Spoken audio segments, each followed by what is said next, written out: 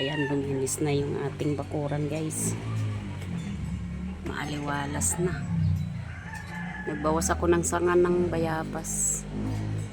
Ayan o, para makahinga naman yung avocado tsaka yung mangga.